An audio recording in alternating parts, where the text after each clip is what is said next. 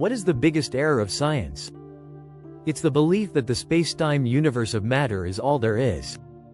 There is actually another domain entirely, the frequency domain of mind. This is the singularity from which the scientific universe came. This is the non-local domain that completely baffles science and is the source of the weirdness of quantum physics. Science believes in space-time locality.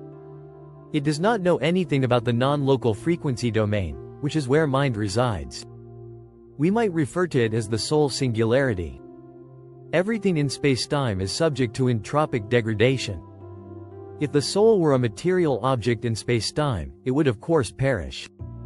Entropy would ensure its death. But the soul is an immaterial entity, a monadic mind, in the frequency domain and has an eternal and necessary zero entropy core. The soul cannot perish. It can be neither created nor destroyed. It is a perpetual motion system, which exists at a temperature of exactly absolute zero, and is perfectly superconductive. Entropy cannot touch the soul's eternal and necessary core. But the mind has a temporal and contingent projection, the ego, and it is this that interacts with the temporal and contingent space-time universe.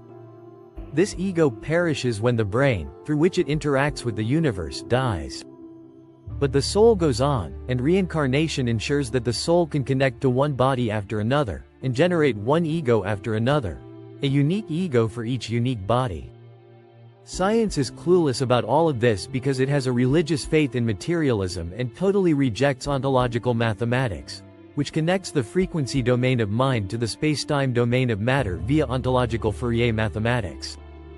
If science switched from the scientific method, a space-time method, to the mathematical method, a rational method which can address both frequency and space-time, science would be totally transformed and at last address the true secrets of existence. It is prevented by its own method and fanatical ideology from accessing core reality and the answer to everything. Its hatred of reason, logic and mathematics means it cannot break out of the limited thinking which traps it. Scientists cannot think outside the empiricist box. They cannot access rationalism, the philosophical opposite of empiricism. Empiricism is predicated on the senses and is for sensing types. Rationalism is predicated on the principle of sufficient reason and is for thinking types. What type are you?